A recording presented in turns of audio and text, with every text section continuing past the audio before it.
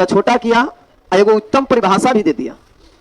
जैव विविधता का मतलब होता है इस धरती पर जितना भी जीव उपस्थित है वो सब एक दूसरे से विभिन्न गुणों के आधार पर जब भिन्न रहे, अलग अलग रहे, तो हम उसको कहते हैं जैव विविधता। जैव विविधता शब्द का इस्तेमाल सबसे पहले बताइए कौन किया था, जल्दी से बताइए। हाँ, जैव विविधता शब्द का इस्तेमाल सबसे पहले कौन किया था? तो उस व्यक्ति का नाम था नार्से। क्या नाम था? नार्से। और कौन था जी? मैकमैनस। मैकमैनस दोनों मिल करके कब इस्तेमाल किया था?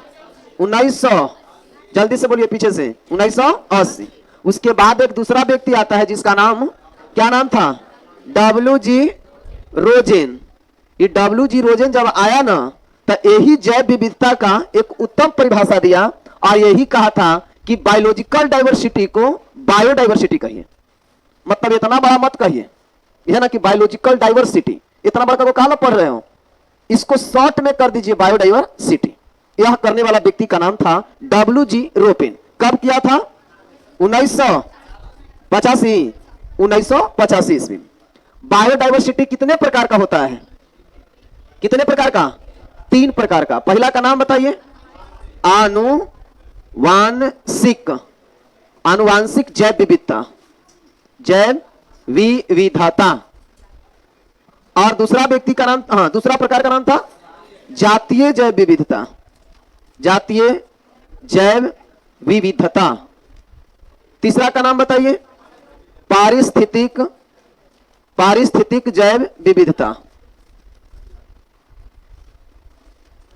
पारिस्थितिक जैव विविधता। एक बार फिर से बोल दो, जैव विविधता कितने प्रकार का?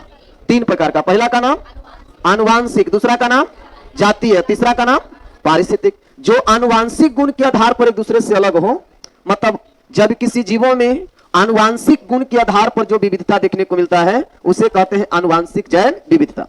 जो जाति के आधार पर एक दूसरे से देखने को मिलता है अंतर, तब इसको कहते हैं जातीय जैव विविधता। तीसरा है जब रहन सहन के आधार पर एक दूसरे से अलग है, तो उसको कहते हैं पारिस्थितिक जैव विविधता। ये 3 प्रकार का हो गया। आनुवांशिक गुण का मतलब है कि किसी के यहां जनरेशन जो है, मान लिया जाए कि वो सब के सब क्या है, लंबे लंबे हैं, और किसी के यहां एकदम सब के सब क्या है, बौना है। समझ गए? तो एक प्रकार का कहा जा सकता है कि वह जेनेटिकली रूप से है। जेनेटिकली रूप से और भी देखा जाए, जैसे मान लिया जाए कि हम लोग हिंदुस्तानी हैं, चाइना वाले लोगों से मिल लो, एकदम क्लियर समझ में आएगा कि वो चाइना का है।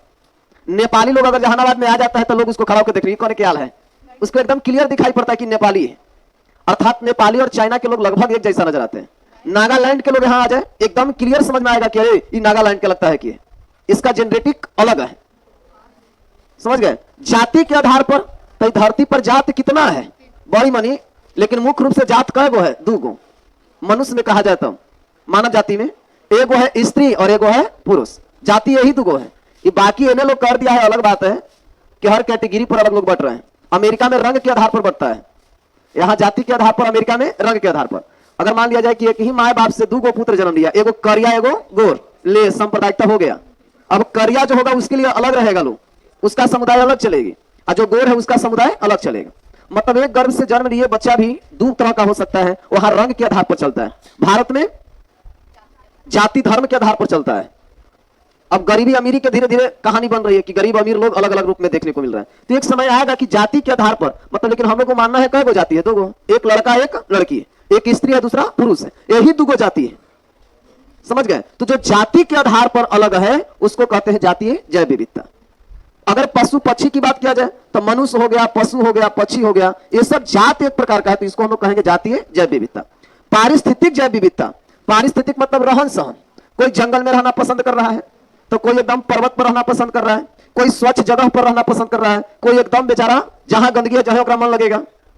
ये रहन सहन के आधार पर है। तो जो जंगल में रहना पसंद करता है वन्य मानुष कहला रहा है। जैसे लोग